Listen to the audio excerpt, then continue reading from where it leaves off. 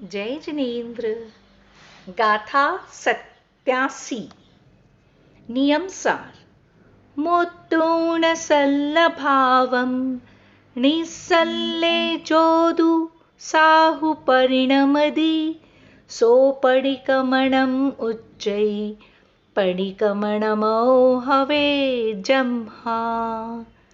गाथा 88। चत्ता अगुत्ति भावं तिगुत्तिगुत्तो हवे इजो साहु सोपडिकमणम् उच्चै पडिकमणमो हवे जम्हा। आचार्य भगवान कुंद स्वामी द्वारा रचित नियम सार की गाथा 87 और 88 को समझाते हुए नियम देशना में आचार्य विशुद्ध सागर महाराज जी कहते हैं, मनीषियों, आचार्य भगवान कुंद स्वामी नियमसार जी में परमार्थ प्रतिक्रमण का कथन कर रहे हैं। जीवन में कोई भी वाहन चालक ये नहीं सोचता कि मेरी गाड़ी गिर जाए या खराब हो जाए, लेकिन संभावना रहती है कि गाड़ी चलेगी तो खराब होगी ही। उसको चलाने के पूर्व आप नट बोल्ट पेंचकस रख लेते हो। ऐसी ही जिनवाणी माँ कह रही है कि संयम को स्वीकार किया है और रत्नत्रय वाहक को लेकर के मोक्ष महल की ओर जा रहे हो। मार्ग में कहीं गड़बड़ी हो जाए तो उसके लिए पेंचकस के रूप में यह प्रतिक्रमण है। यदि बीच में कोई गड़बड़ी हो तो आप सुधार कर लो, क्योंकि दोष लग सकते हैं, इसलिए प्रतिक्रमण और प्रायश्चित हैं।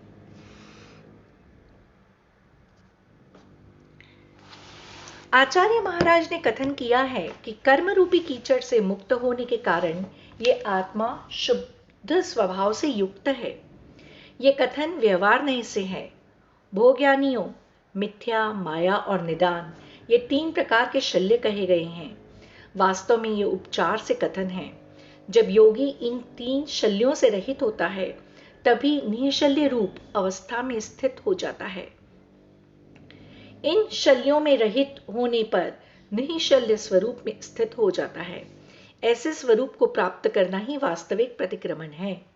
उसे ही निश्चय प्रतिक्रमण कहा जाता है, क्योंकि योगी उस दशा में प्रतिक्रमणमय हो जाता है। आचार्य पद्मप्रभ मलधारी देव आचार्य कुंद स्वामी के भावों को कलशों के माध्यम से पुष्ट करते हुए कह रहे हैं कि जब तक जीव शल्य से रहित नहीं होगा तब तक शुद्ध आत्मा की भावना नहीं कर पाएगा। आचार्य उमा स्वामी महाराज ने तत्वार्थ सूत्र में कहा भी है, निःशल्यो व्रति। यह जीव काम क्रोध कषाय के वशीभूत होकर अनादिकाल से संसार में भ्रमण कर रहा है। बड़े बड़े शूरवीर भी काम के वशीभूत होकर पतन को प्राप्त हो जाते हैं। भोज्ञानी, इस जीव की आत्मा कषाय के रूप रंग से रंगी हुई है। कर्म किट्टिमा के कारण मलिन है। दर्पण यदि मल से आच्छादित हो, धूल से आच्छादित हो तो चेहरा नहीं दिखाई देता। अनादिकाल से यह चित्त काम कषाय आदि से आच्छादित होने के कारण स्वभाव में नहीं जा पा रहा है। विभाव के कारणों को आचार्य महाराज छोड़ने का संकेत दे रहे हैं। इन विभाव भावों को छोड़ देने पर जो स्वाभाविक सुख है उसकी प्राप्ति हो जाएगी। हे योगी, तुम इन कषायादि को छोड़कर निज आत्मा के सुख का आनंद लो और परम सुख को प्राप्त करने का अनुभव करो। भोज्ञानी, जो शंका, कांक्षा, विचिकित्सा, अन्य दृष्टि संस्ताव, अन्य दृष्टि प्रशंसा, इन 5 दोषों से रहित शुद्ध सम्यक्त्व का पालन करता है, वो शुद्ध सम्यक दृष्टि जीव होता है। भगवान जिनेन्द्र के शासन को छोड़ करके, वीतराग मार्ग को छोड़ करके शेष सभी उन्मार्ग हैं। जिन मार्ग में प्रवर्तन करके भी यथार्थ मार्ग पर नहीं चल रहा है, वो भी उन्मार्ग है। सर्वज्ञ भगवान की वाणी कुछ है और आप अपने मन से विपरीत कथन कर रहे हो, विपरीत आचरण कर रहे हो, तो आपका आचरण भी उन्मार्ग है। अरहंत देव के शासन में वीतराग मुद्रा की आराधना होती है। तुम सरागी देवी देवताओं की उपासना कर रहे हो, अरहंत को गौण करके क्षेत्रपाल, पद्मावती आदि को प्रदान करने में तल्लीन हो रहे हो। भोज्ञानी, ये उन्मार्ग है। मुमुक्षु जीव पंच परमेष्ठि की आराधना करता है। मोक्ष मार्ग तो अरहंत की आराधना से ही मिलेगा। सिद्ध आचार्य उपाध्याय साधु परमेष्ठि की उपासना से ही मिलेगा। उनके स्थान पर आप अन्य की आराधना करते हो, वह सांसारिक प्रयोजन है, वह कोई मोक्ष मार्ग नहीं है। भोज्ञानी, ध्यान रखना, आप उनसे दुख ही मांग रहे हो, क्योंकि संसार का सुख भी मिल जाएगा, पर जिनवाणी कहेगी कि आपने सुख नहीं बढ़ाया है, दुख ही बढ़ाया है। परमार्थ में तूने क्या किया है? कषाय बढ़ाई है, संसार बढ़ाया है। तेरे पुण्य के योग से, व्यंतर आदि के सहयोग से तुझे संपत्ति माना कि मिल भी गई, तो क्या मोक्ष मार्ग प्रशस्त हो गया? आचार्य कुंदकुंद स्वामी ने समय सारजी में सोना बनाने की विधि लिखी है, परंतु साथ में यह भी लिखा कि आपके पुण्य का योग होगा तो सोना मिलेगा। ऐसे ही आप किसी की भी आराधना करो, यदि स्वयं का पुण्य का योग नहीं है तो संपत्ति मिलने वाली नहीं है। भो चैतन्य आत्मा, पुण्य का योग होगा तो कार्य की सिद्धि होगी। पुण्य का द्रव्य तेरे पास होगा तो उदय में आ जाएगा। यह निमित्त नैमित्तिक संबंध है। जब पुण्य का द्रव्य प्रबल हो जाएगा और कर्म की संतप्ति अल्प रह जाएगी तो ज्ञानी, मोक्ष भी तेरा हो जाएगा। यही राजमार्ग है।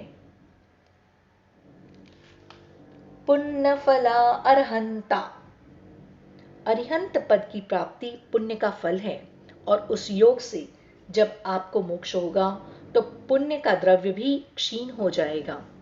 अंतिम समय में पुण्य को नहीं छोड़ा जाता, पुण्य तो छूट जाता है। भोज्ञानी, चाहे औदारिक शरीर में हो, चाहे परम औदारिक शरीर में हो, परंतु जब तक तुम शरीर में हो तब तक आश्रव बंध है। अरिहंत अवस्था में भी आश्रव है। भोज्ञानी, स्वतंत्र होने की भावना भाओ, परंतु पुण्य को मत छोड़ बैठना। पाप को बुद्धिपूर्वक छोड़ देना। पाप के योग से, पाप के संचय से दुर्गति होगी।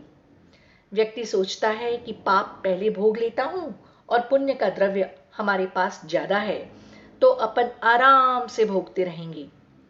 यमराज ने कहा, जाओ छिपकली बन जाओ, पहले पाप का फल भोग लो जो कम है, फिर पुण्य का फल भोगना। मनीषियों जैसे ही छिपकली की पर्याय में आया, अब वहां जितना पुण्य का द्रव्य था उसने जीवों को खा करके पूरा समाप्त कर दिया। और जैसे ही छिपकली की पर्याय पूर्ण कर ली, बोला, साहब अब हमें पुण्य के उदय से बताओ, कहां जाना है? बोले, भैया तुम्हारा पुण्य सब समाप्त हो गया। तुमने पाप का फल पहले भोगने को कहा था तो छिपकली बन गए। तुमने जाकर जीव खाए, उसका परिणाम यह हुआ कि तुम्हारा पुण्य का द्रव्य भी नष्ट हो गया। यदि आप कहीं पुण्य का फल पहले मांग लेते, जैन कुल में जन्म ले लेते, भगवान की पूजा करते, तो जितना तुम्हारा पाप का द्रव्य था वो नष्ट हो जाता, फिर आपको पुण्य ही पुण्य का पूरा संचय होता। भोज्ञानी, पुण्य का फल भोगने की बात मत करो। पुण्य के योग से मनुष्य बन गया, पुण्य के योग से जैन कुल में जन्म ले लिया, और फिर पुण्य के योग से पुण्यानुबंधी पुण्य का बंद कर लिया। भोज्ञानी, अब यदि भोग में लग जाएगा तो नियम से नीचे जाएगा। ज्ञानी, तुम पहले पाप को छोड़ दो। जब आपकी शक्ति बुद्धि को प्राप्त होगी तो पुण्य व पाप उभय से छूटकर तू सिद्धत्व को प्राप्त कर लेगा। पुण्य को धर्म मानने में दिक्कत नहीं है, पर पुण्य के फल को धर्म बिल्कुल मत मानो। देव पूजा आदि पुण्य क्रिया है, इनसे जो परिणामों की निर्मलता होती है वह धर्म है। कषायों की मंदता धर्म है। पुण्य क्रिया शुभ उपयोग के लिए की जाती है। शुभ उपयोग तुम्हारा धर्म है और अशुभ उपयोग तुम्हारा अधर्म है। शुद्धोपयोग उससे आगे का बड़ा धर्म है। प्रवचन सार में आचार्य कुंदकुंद स्वामी ने पुण्य के फल को अरिहंत पद की प्राप्ति कहा है, जो औदायिक है। पुण्य के उदय से ही अरहंत पर्याय की प्राप्ति होती है। उपादान दृष्टि से जीव के निज की सत्ता में अनंत चतुष्टय जब भी प्रकट होंगे तो पुण्य के योग से ही प्रकट होंगे। सत्ता भी अब आपकी प्रकट होगी। आप अपने अपने में ज्ञानी हो। आपकी उपादान की सत्ता है। जिनेंद्र भगवान की वाणी सुनने के पावन परिणाम, ये तेरे पुण्य का योग है। जब तक पुण्य पाप रहेगा तब तक अरिहंत भगवान का समूह शरण नहीं लग सकता, परंतु जो लगा है पुण्य से ही लगा है। स्वयं का विकल्प रहेगा तब तक समूह शरण नहीं लगेगा। भोज्ञानी, समूह शरण यह कह रहा है कि साधु की वृत्ति निष्प्रिय होती है। पुण्य का योग कितना प्रबल है, इतना विशाल समूह शरण लगा हुआ है, फिर भी 4 अंगुल ऊपर हैं। ये आपकी निवृत्ति दशा का परिणमन है।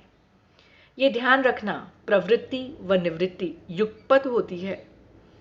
भोज्ञानी, जब अशुभ से निवृत्ति होती है तो शुभ में प्रवृत्ति होती है, और शुभ में प्रवृत्ति होती है तो अशुभ की निवृत्ति स्वयमेव होती है। और ऐसे ही जब शुद्ध में प्रवृत्ति होती है तो शुभ की निवृत्ति स्वयमेव हो जाती है। भोज्ञानी, मन कहता है कि धर्म में जाऊं, पर धर्म की क्रिया करने के लिए मेरे पास समय नहीं है। अब बताइए धर्म क्या है? पुण्य नहीं है तो बताइए धर्म कौन सी वस्तु है? आप बाजार से फल खरीदने जाते हैं कि रस खरीदने जाते हैं, कि छिलका खरीदने जाते हैं, कि डल खरीदने जाते हैं? लोगों ने पुण्य को ऐसे समझ लिया है जैसे बिल्कुल वास्तव में पाप ही हो। पुण्य जब पाप है तो पाप क्या है? जब बाजार में जाता है व्यक्ति और अनार फल को खरीदता है, ज्ञानी, जब तू फल खरीदेगा तो छिलका खरीदेगा, उसमें दल होगा, बीज होगा, तो फल कौन सा है? यदि आप कहो कि रस फल नहीं है, दाना फल नहीं है, छिलका फल नहीं है, पर इन सब से रहित फल भी नहीं है, इन सब के सहयोग का नाम फल है।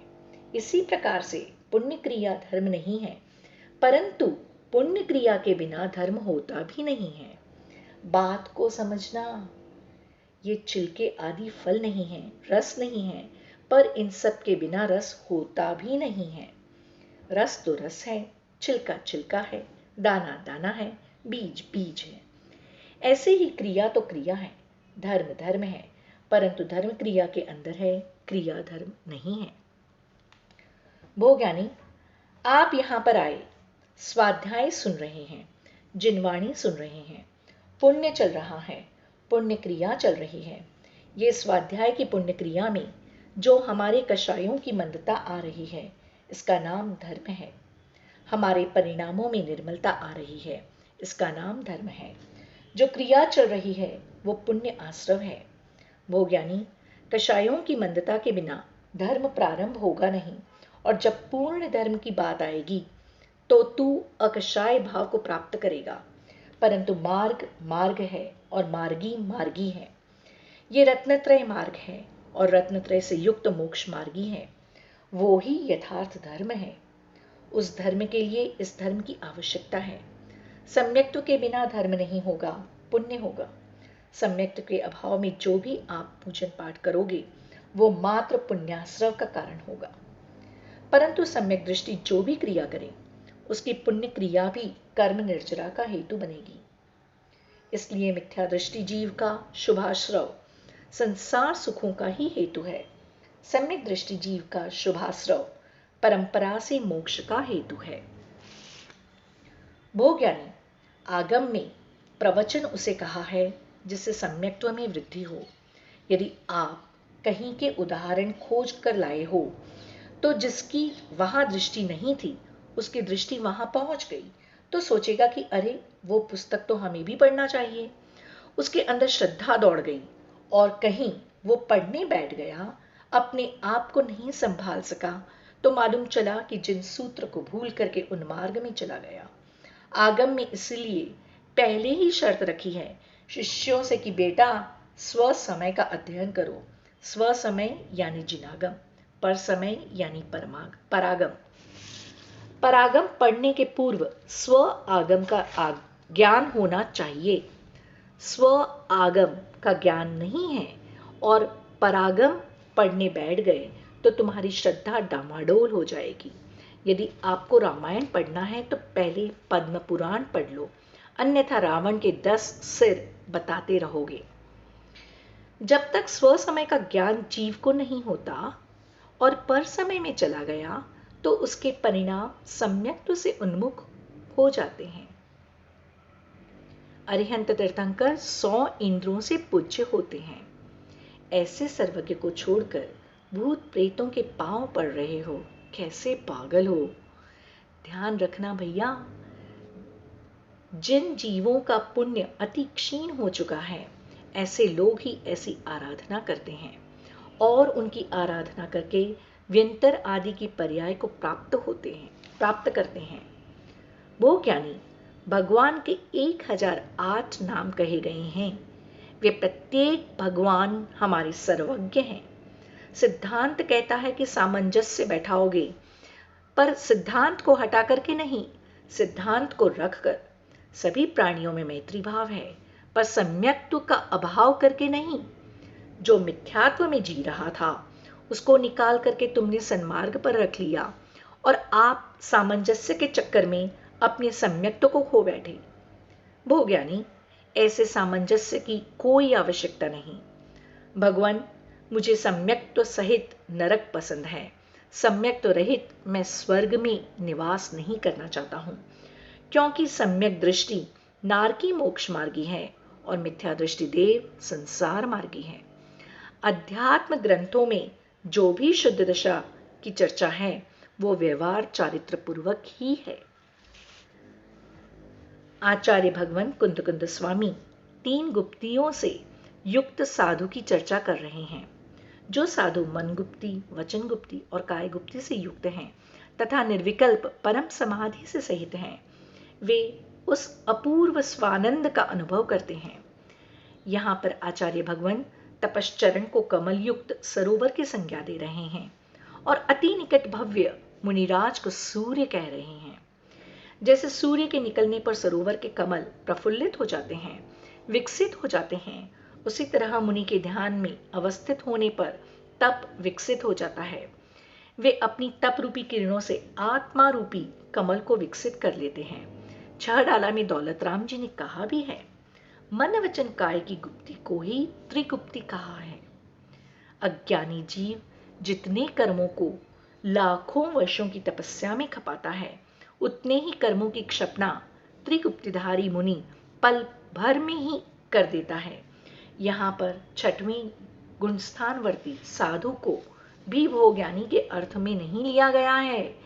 अध्यात्म की विवक्षा से ज्ञानी संज्ञा प्रारंभ होती है।